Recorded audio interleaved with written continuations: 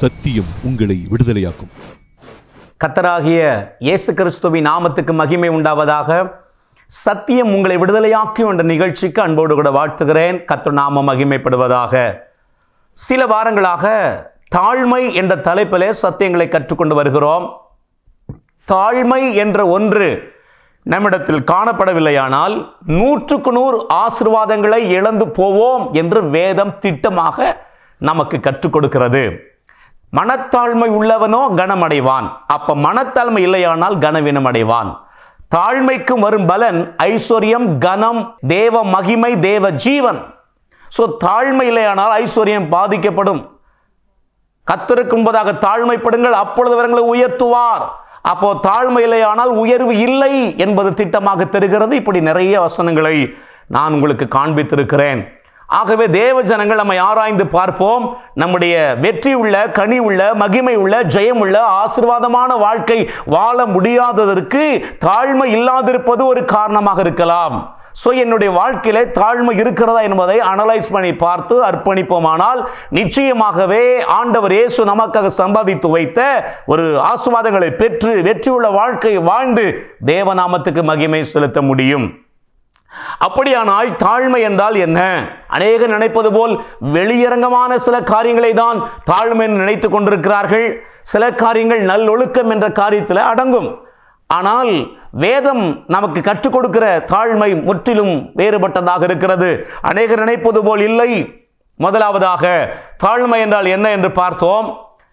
தவறு செய்யும் பொழுது, தவறு செய்து தேவன் எச்சரிக்கும் பொழுது, தேவன் கண்டிக்கும் பொழுது, ஐயோ நான் தவறு செய்து விட்டேனே என்று உணர்வடைந்து யார் யாரெல்லாம் தேவ சமூகத்தில் அர்ப்பணித்து ஜெபிக்கிறார்களோ, ஒப்பு கொடுக்கிறார்களோ, உணர்வடைந்து அது தாழ்மை. வசன ஆதாரத்தோடு பார்த்து கொண்டிருக்கிறோம். இரண்டாவதாக தேவனுடைய வார்த்தை ஒன்றை சொல்லுமானால் சிறு பிள்ளையை போல கேள்வி கேட்காம கீழ்ப்படுகிற இருதயம் யாருக்கு இருக்கிறதோ அவர்களுக்குள் தாழ்மை இருக்கிறது. தம்மை தாமே கீழ்ப்படிந்தவராகி தம்மை தாமே தாழ்த்தினார். இரண்டாவது கீழ்ப்படிதல். மூன்றாவதாக ஒருவரை ஒருவர் தங்களில் மேன்மையாக நினைத்து அவர்களை அற்பமாய் எண்ணாமல், அசட்டை பண்ணாமல் கனப்படுத்துவது தாழ்மை. இதையும் டீட்டெயிலாக பார்த்துட்டோம். இந்த செய்திகள் எல்லாம் டீட்டெயிலாக வேண்டுமானால் இதற்கு முன்பதாக தாழ்மை என்று பேசியிருக்கிற எபிசோடை நீங்கள் மறுபடியும் கேளுங்கள், நிச்சயமாக ஆஸ்வதிக்கப்படுவீர்கள். நான்காவதாக எது தாழ்மை பார்த்து கொண்டிருக்கிறோம். நெருக்கப்படும் பொழுது, கஷ்டம், வேதனை, தோல்வி, போராட்டம், கண்ணீர் என்று வரும் பொழுது அந்த நெருக்கத்தில் யார் யாரெல்லாம் தேவனை நோக்கி பார்க்கிறார்களோ, தேவ சமூகத்தை தேடுகிறார்களோ அவர்களுக்குள் தாழ்மை இருக்கிறது என்று வேதம் திட்டமாக சொல்லுகிறது.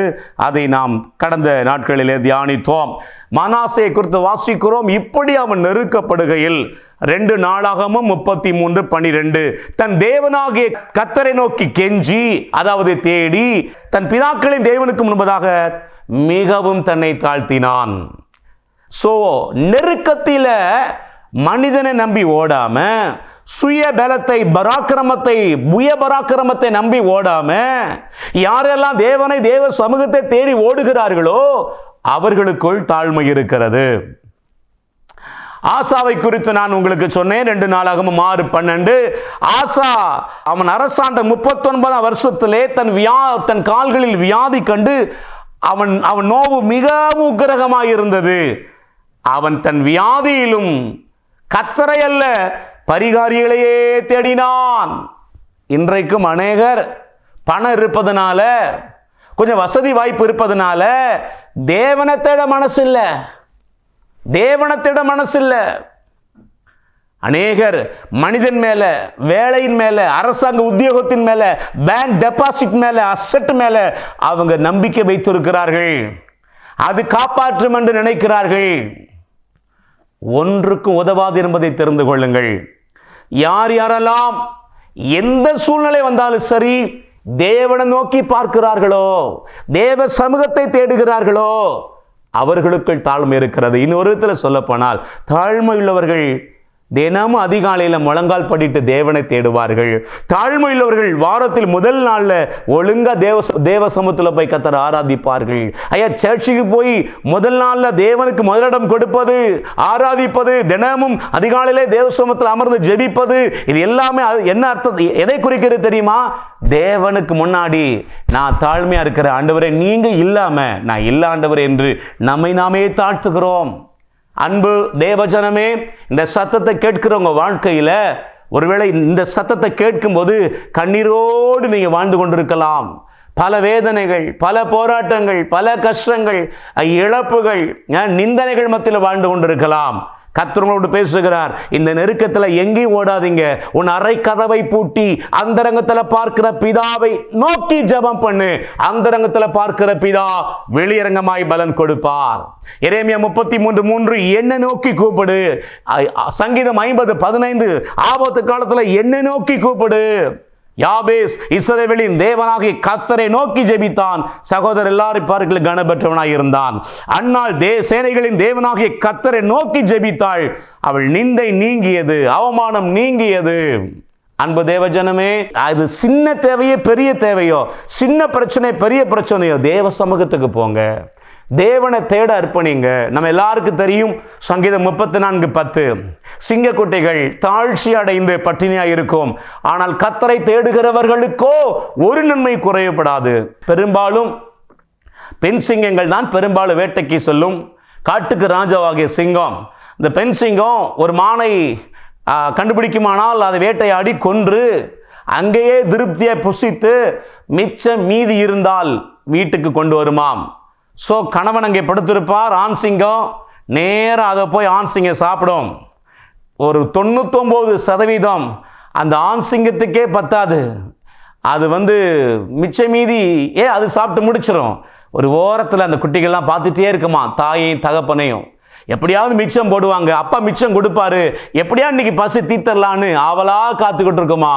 ஆனால் 99% அந்த குட்டிகள் பட்டினியாக தான் கிடக்கும். காட்டுக்கு ராஜா தான், ஆனால் தன் குட்டிகளை பட்டினி போடுகிறது. வேதம் சொல்லுது, சிங்கம் குட்டிகளை பட்டினி போடலாம்ப்பா, ஆனால் என்னை தேடுறவங்களுக்கு ஒரு நன்மை குறைபடாது. உண்மையான்று தேடுறீங்களா? தேவ சமூகத்தில் காத்திருக்கீங்களா? முழங்கால் படிட்டு ஜெபிக்கிறீங்களா? ஒழுங்கா ஆலயத்துக்கு போய் சொல்லி கர்த்தரை ஆராதிக்கிறீங்களா? வேதத்தோடு நேரத்தை செலவழிக்கிறீங்களா? யோசித்து பாருங்கள். பல வசனங்களை நான் உங்களுக்கு காண்பித்தேன் கடந்த வாரத்தில். ஏசாயா 31:1 சகாயம் அடையும்படி இஸ்ரவேலருடைய பரிசுத்தரை நோக்காம யாரெல்லாம் எகிப்துக்கு போய் அங்க இருக்கிற குதிரைகளின் மேல் நம்பிக்கை வைக்கிறார்களோ, ரதத்தின் மேல குதிரைகளின் மேல, அவர்களுக்கு ஐயோ. ரதமும் குதிரையும் எதை வெளிப்படுத்துகிறது?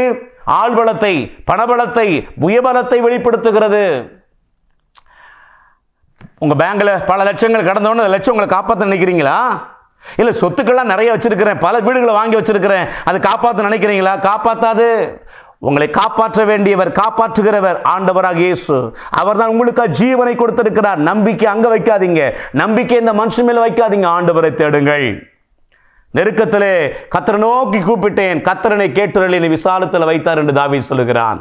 சங்கீதம் 81:7 நெருக்கத்திலே நீ கூப்பிட்டாய், நான் உன்னை தப்புவித்தேன். அப்ப நெருக்கத்தில் கர்த்தரை நோக்கி கூப்பிட வேண்டும் என்று தேவன் வேதம் தெளிவாக நமக்கு சொல்லுகிறது. 2 நாளாகமம் 15:4 தங்கள் நெருக்கத்தில் இஸ்ரவேலின் தேவனாகிய கர்த்தரிடத்துக்கு திரும்பி அவரை தேடின பொழுது அவர் அவர்களுக்கு வெளிப்பட்டார். தேடின பொழுது வெளிப்பட்டார். கர்த்தரை நோக்கி தேடின பொழுது வெளிப்பட்டார். தேடுறீங்களா? சமூகத்தில் காத்திருக்கீங்களா? அவர்கள் அவர் நோக்கி பார்த்து பிரகாசம் அடைந்தார்கள். அவர்கள் முகங்கள் வெட்கப்படவில்லை. இந்த ஏழை கர்த்தரை நோக்கி கூப்பிட்டான். கர்த்தர் அவனை கேட்டொருளி அவன் இடுக்கண்களுக்கெல்லாம் நீங்களாக்கி ரட்சித்தார். நெருக்கத்தில் தேவனை தேடுவது, தேவ சமூகத்தில் அமர்ந்திருப்பது தாழ்மை. தாவீதை குறித்து வாசிக்கிறோம். 2 சாமுவேல் 22:7 வாசிக்கிறோம். எனக்கு உண்டான நெருக்கத்திலே கர்த்தரை நோக்கி கூப்பிட்டு என் தேவனை நோக்கி அபயமிட்டேன். தமது ஆலயத்திலிருந்து என் சத்தத்தை கேட்டார். என் கூப்பிடுதல் அவர் செவிகளில் ஏறிற்று. இது 2 சாமுவேல் 22:7. 2 சாமுவேல் 22:1 தான் தாவீது குறித்து வாசிக்கிறோம். ஸோ தாவீது நெருக்கத்தில் கர்த்தரை நோக்கி கூப்பிட்டு அபயமிட்டார். அவன் சத்தத்தை ஆண்டவர் கேட்டு பதில் கொடுத்து அவனை ஆசீர்வதித்தார், விடுவித்தார். யோனாவை குறித்து வாசிக்கிறோம். யோனாவின் புத்தகம் 2வது அதிகாரம் 2வது வசனம். என் நெருக்கத்திலே நான் கர்த்தரை நோக்கி கூப்பிட்டேன், அவர் எனக்கு உத்தரவு அருளினார். நான் பாதாளத்தின் வயிற்றிலிருந்து கூக்குரலிட்டேன், நீரின் சத்தத்தை கேட்டீர். யோனா மீன் வயிற்றில் இருக்கிறான். மீன் வயிற்றில் பல பாடுகள், பல வேதனைகள், பல போராட்டங்களை மீன் வயிற்றுக்குள் சகித்துக் கொண்டிருக்கிறான். நாற்றம் சுவாசிக்க முடியவில்லை. அங்கே பலவிதம், அந்த மீன் வயிற்றுக்குள்ள பல போராட்டங்கள் நடக்கிறது. நிம்மதியாக இருக்க முடியவில்லை. அந்த மீன் ஃப்ளைட் மாதிரி போகாது, பல ஏறும் இறங்கும், குதிக்கும், உருளும் பரலும். குடல்ல இருக்கிற யோனாவின் நிலைமை யோசித்து பாருங்கள். அவன் சொல்லுகிறான், அந்த மீன் வயிற்றுக்குள்ள பாதாள வரைக்கும் போயிட்டானா. பாதாளத்தின் வயிற்றிலிருந்து கூக்குரலிட்டேன். பாதாள போல இருந்திருக்கிறது மீனின் வயிறு. அவனுக்கு எவ்வளவு சஞ்சலப்பட்டிருப்பான் பாருங்கள், எவ்வளவு நெருக்கப்பட்டிருப்பான் பாருங்கள். 3 நாள் என்ன சாப்பிட்டிருப்பான்னு நினைக்கிறீங்க? பசி, அங்கே மூச்சு விட முடியல, நாற்றம் பயங்கரமான. சொல்லுகிறான், பாதாளத்தின் வயிற்றில் இருந்தேன். மீன் வயிற்றில் இருந்ததா பாதாளத்தின் வயிற்றுங்கிற அந்த அளவுக்கு பாடுகள். அந்த நேரத்தில் 2:2 வாசிக்கிறோம், என் நெருக்கத்தில் நான் கர்த்தரை நோக்கி கூப்பிட்டேன். என் நெருக்கத்தில் கர்த்தரை நோக்கி கூப்பிட்டேன், அவர் எனக்கு உத்தரவு அருளினார். சேஃபா மீன் கரையில் கக்கிடுச்சு. அன்பு தேவஜனமே, நீங்க எந்த மீன் வயிற்றில் இருக்கீங்க? வியாதியா? வியாதி இந்த மீன் வயிற்றிலிருந்து கஷ்டப்படுறீங்களா? கண்ணீர் விடுறீங்களா? வியாதி சுகமாகலையா? கடன் என்ற மீன் வயிற்றிலிருந்து கலங்கி கொண்டிருக்கிறீங்களா? எப்படி கடன் அடைக்க போறேன், எப்படி வெளியே வரப்போகிறேன்னு யோசிக்கிறீங்களா? வேலை இல்லாம, ஐயோ எப்படி எனக்கு வேலை கிடைக்குமா கிடைக்காதா, இவ்வளவு நெருக்கத்தில் இருக்கிறேனே, வேலை இல்லை என்ற மீன் வைத்துக்குள்ள இருக்கிறீங்களா? என் பிள்ளைக்கு திருமணம் நடக்கவில்லையே, ஏற்ற துணை வரவில்லை என்ற மீன் வயிற்றுல சிக்கி தவிக்கிறீங்களா? யோனா சொல்லுகிறார், நம்மோடு பேசுகிறார் யோனா, நான் நெருக்கத்தில் கர்த்தரை நோக்கி கூப்பிட்டேன். Praise the Lord. நான் பாதாளத்தில் வயிற்றிலிருந்து கூப்பிட்டேன், கர்த்தர் என் சத்தத்தை கேட்டீர், அவர் எனக்கு உத்தரவு அருளினார். கண்டிப்பா உங்களுக்கு உத்தரவு அருளுவார். கண்டிப்பா உங்க பிரச்சனை மாறும். உங்களுக்கு கர்ப்பத்தின் கனி ஆண்டு கொடுப்பார். உங்க பிள்ளைகளுக்கு அற்புதமான ஏற்ற துணையை, லேட்டானால் பெஸ்டான துணையை கொண்டு வருவார். உங்க கடன்லாம் அதிசயமா அடையும். உங்க வியாதியை கர்த்தர் தேடினாலும் காணாதிருக்க பண்ணுவார். எப்ப தெரியுமா? அவர் நோக்கி பாருங்க. ஏசப்ப சமூகத்தில் அமர்ந்து துதித்து ஆராதிங்க. மணிக்கணக்க நல்லா அவரை உயர்த்தி பாடுங்க, துதிங்க, ஆராதிங்க. அவர் சமூகத்தில் ஆவியில நிரம்பி ஜெபம் பண்ணுங்க, அதிகாரத்தோடு ஜெபம் பண்ணுங்க, அவர் சமூகத்தில் காத்துருங்க. கண்டிப்பா தேவன் யோனாவை பாதாளத்தின் வயிற்றிலிருந்து விடுவித்தது போல உங்களை விடுவித்து உங்க வாழ்க்கையை மாற்ற வல்லவராக இருக்கிறார். சோ நெருக்கத்தில் தேவனை தேடுவதான் தாழ்மை.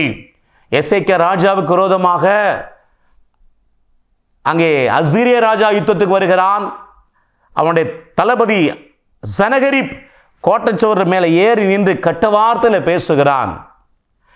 நாங்கள் நிறைய தேசத்தில் போய் அவங்கள பிடித்து கொண்டோம், ஜெயம் எடுத்தோம். அவங்க தேவர்களில் ஒரு தேவர்கள் கூட அவங்க எங்கள் கைக்கு அவங்கள தப்புவிக்க முடியல. இது எசேக்கியா சொல்லிட்டு இருக்கான் பாருங்க, அவனை நம்பாதீங்க, வந்துருங்கிறான். எசேக்கியா நேரம் என்ன பண்ணா தெரியுமா? தேவாலயத்துக்கு போனான். தேவனை தேடுவதற்காக தேவாலயத்துக்கு போனான். ஆண்டவரே, பிரசவ காலம் வந்துடுச்சுப்பா, ஆனா பெற பலன் இல்லையேன்னு அவர் நோக்கி கூப்பிட்டான். ஆலயத்துல போய் தேவனை தேடினான். ஆண்டவர் சொன்னார், எப்பா உனக்கு பெற பலன் எனக்கு தெரியும், நீ சும்மா இரு, நான் பார்த்துக்கிறேன்.